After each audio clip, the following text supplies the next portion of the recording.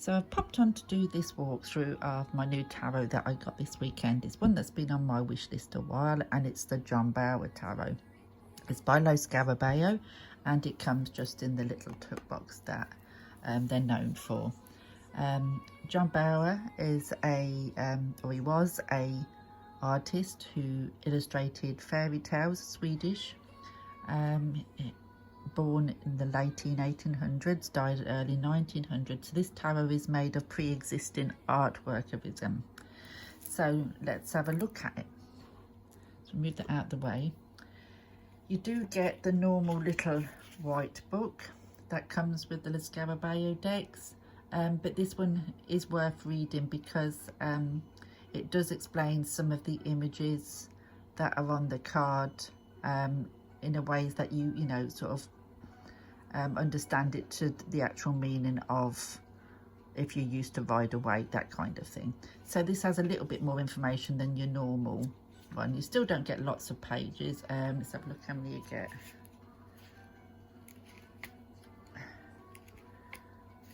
Yeah, you get 19 pages. Yeah, 19 pages you get for that.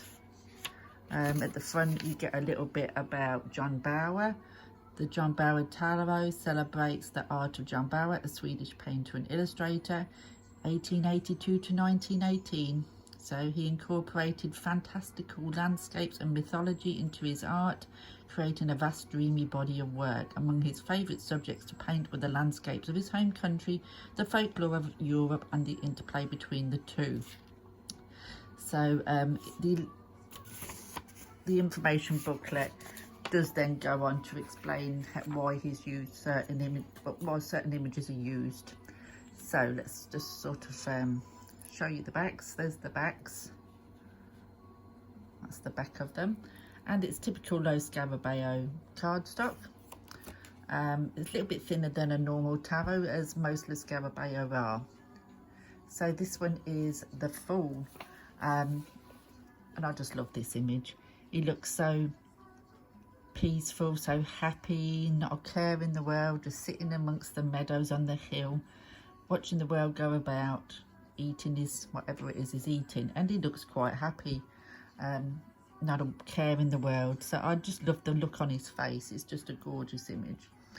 So we then go, as with all the Scarabeo, you don't get the card names, you just get on the majors, you just get the numbers, and on the suits you just get the image of the cup or whatever, and then the number. So this is what you get for the Magician. So the Magician is quite different to what we normally see a magician. You know, we've got no tools there as such. You know, we're used to seeing this magician stood in front of his altar with all the tools that he needs at hand, but this one hasn't got it. But if you go into the book, it sort of reads it through for you, and this is why the book is useful in this particular deck. And it says, the Magician: 3 dark birds perch on the shoulder, neck and head of a creature kneeling on a ground. The creature looks out to their right, a hand resting on the hilt of a blade. Meanings: assessing the situation, knowing the right moment to strike, being guided by a higher hand, and self-control. So that's what you've got there. And you can kind of, it's very hard to make out these images, but you can kind of see that it's this creature sort of hand, you know, bent down, and its hand is on, you know, sorry, choking. A hand rests on the hilt of a blade there. You can see it kind of there, but it's not one of those that you would automatically look at and think, oh, that's the Magician. Do you know what I mean? So this is where the book does come in handy. And then we've got Q, the High Priestess, and I think that is a gorgeous High Priestess. You've got the water there, what she's looking into. Her hair is being used as the veil. And this says the meanings of communion with the divine, shamanistic visions reflecting on the current moment. So then we have the Empress, and I love this Empress. I think she is gorgeous. She's sitting in a woodland on the end of, it could be the same lake as the High Priestess. She's got a bird perched in her hand there, and she's completely at one with nature. And then we have the Emperor. A lot of this artwork has got like trolls and all that kind of stuff. So there we go, we have the Emperor. And there's the figure there, and she's got like a crown or something in her hand, and she's offering it to the Emperor. And it says, a large troll hovers over a small child. He has a dark beard and wears chainmail. He leans in over the child, who holds a golden crown high above her right hand. A small gathering of creatures look on. You can see the creatures looking on there. And it says the meanings: authority, having courage to stand up and face your fears, and asking for what you desire. So you can kind of get the traditional meanings, but you just probably have to look a bit further. But I love that because you can use it quite intuitively. So then we've got the Hierophant. How gorgeous is that Hierophant? I think that Hierophant is gorgeous. There's his face there and two children there. And I do love that one. And then we have the Lovers. It's the Lovers card. Then we have the Chariot. There we go. He's just sitting on the back of that. Not quite sure what you'd call that. Let's have a look. A young boy sits on the top of a pack creature. It moves forward through a snowy landscape, unrestrained. The critter has many packs on it. Meanings: allowing something else to guide you. Moving forward, trust the path even when you cannot see it. So you can see why the book is useful in this, and I think this is a stunning strength card. Nose to nose with a bear. Gorgeous. Then we have the Hermit, and again I love that. Instead of carrying the lamp, there we go, can you see that? She's lighting the way with the wreath of candles on her head. A young maiden stares out into a starry night. She wears a green laurel with 7 white candles. Their flames burn high into the air. Meanings: trusting your own knowledge, being prepared for the next step, and be ready to lead the charge. So then we have the wheel, and you can, the wheel is there, and that wheel is made up, by the look of it, of loads of little fairies and fae and all little critters like that. So that's the wheel. We then have the Justice card. There we go. Again, it's, you know, it's probably not something that you would expect to see for the Justice card, but it says a young boy stands before a hag. There's the hag up there. She sits on a stone and runs her long hands through her hair. They seem to be conversing over something. Bring the world into balance is the meaning. Be fair and kind to others. It is time to make a choice. So the next one is the Hanged Person, not the Hanged Man, the Hanged Person. Now, I don't know if you can see, but there's some lady hanging from the tree there, with her hair all twiddling, and he's looking up. And it's sort of that, looking at things from a different perspective, because obviously she's hanging upside down, so seeing things from different perspectives. He's looking up instead of where he's going, and he wouldn't have seen it if he'd have just carried on walking. So we then have the Death card there. And I think that's a gorgeous Death card. And that talks about 2 maidens stand in opposition, each holding a barrel in their hand. They seem to be offering for the night sky, which can be viewed from their doorway. There you go. And it says the meanings: reverence for the experience, the unknown is closer than you think, and transformation from one side to another. We then go on to Temperance. There's the Temperance card. Very watery image, that one. And the Devil. There we go. There's the Devil. And the Devil, oh, very dark looking devil there. And the Devil talks of a black caped figure, springs into the air. He wears red clothing and seems to be carrying a burdensome amount of grapes. Some of the fresh fruit drops to the ground. Meaning: holding on to too much, escape from reality and taking it all with you. So we then have the Tower.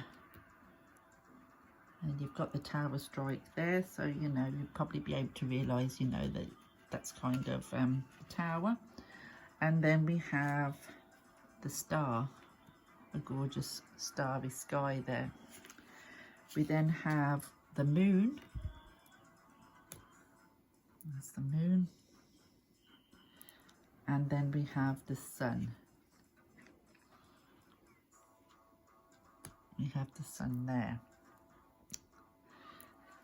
So then we have judgment, and you do get your angels on the cloud in this judgment. So there's the judgment there. And finally, the world. So that is the major arcana in the John Bauer. So we'll then go on to the minors. Like I say, we just get the chalice at the bottom and the number at the top, so you know what suits you've got. So we have the Ace of Cups there. We have the 2 and the 3 of Cups.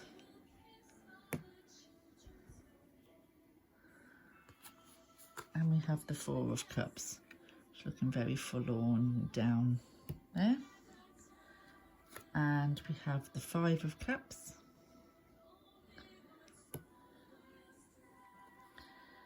We have the 6 of Cups. Normally on the 6 of Cups we see the children, but this one is sort of like 2 adults. But it does say in the book, if I remember rightly, it's their reminiscing, they're remembering way back when they was children, when they first met, that kind of thing. So we have the 7 of Cups. That's a bit different to what we normally see with the 7 of Cups. Let's see what they say about this one. Which is the chalice. 7 of Chalices. A young boy hides from the horrible creature that runs around him. The hag waves a stick high in the air, screaming words. The meanings: take caution with what you are doing, prepare for a rough moment, and don't let the daydreams get away from you. So there we go. And then we have the 8 of Cups. We have the 9. I love that egg there. I think that's so cool, these images. Then we have the 10 of Cups. And then we go on to the Page of Cups. So there we go. We have the Page. We have the Knight. We have the Queen. And we have the King. So that's the King of Chalices or Cups. Then we go on to the Pentacles. So we have the Ace of Pentacles. I love this image where he's just traipsing along, pulling his little thing behind. Then we have the 2 of Pentacles. Then we have the 3 of Pentacles. This is all about working together to create something. And the 4 is the, keeping the money, that greed, what's associated with the 4 of Pentacles. Then we have the 5 of Pentacles, the 6, and the idea here is the same as the give and take. She's naked, the nun has a cloak, and she's given her that to wear, giving her a hand because she's in need. So it's the same. Some of them work really, really well, the images, and some you really have to dig deep to kind of get the meaning from. So that's the 7 of Pentacles, and the 8, and he's working hard at it, And then the 9 of Pentacles, and I just love this 10 of Pentacles. I think that is so gorgeous. I love that 10 of Pentacles. So like I said, some of the images you really have to dig to sort of, get to the meaning, or the traditional meaning, but that doesn't bother me because I very often will read these sort of things intuitively anyway. So we have the Page. We have the Knight of Pentacles. We have the Queen of Pentacles. We then have the King of Pentacles. I love them as well. I just love these figures in the, in this deck. We then go on to the Ace of Wands, the 2 of Wands, the 3 of Wands, and the 4. I love this one for the 5 of Wands. Straighten it up a little bit because they're getting a bit skew whiffy. There we go. We have the 6 of Wands, the 7 of Wands, the 8, the 9, and the 10. We then have this gorgeous Page of Wands, the Knight of Wands, the Queen, and the King of Wands. There we go. So that's the wand suit. So we're then going on to the sword suit, and we have the Ace of Swords, the 2, the 3, the 4, and the 5 of Swords, the 6 of Swords. We then have the 7, we then have the 8, the 9, the 10 of Swords. We then got the Page, the Knight, the Queen of Swords, and finally the King of Swords. So there we go. So that is all of the cards from the John Bauer Tarot.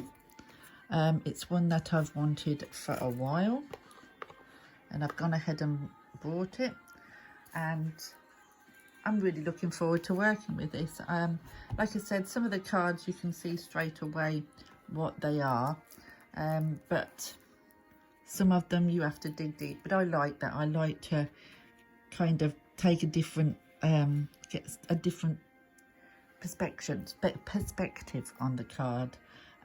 So that doesn't really worry me too much, because I do like to intuitively pick things out anyway. But yeah, so that's the John Bauer. If you have it, you'll have to let me know how you've been getting on with it. But I'm really looking forward to dig deep into this and start working with it. So thanks for watching, and I will be back soon. I have so many walkthroughs I need to get through, but I'll leave you for now. So bye.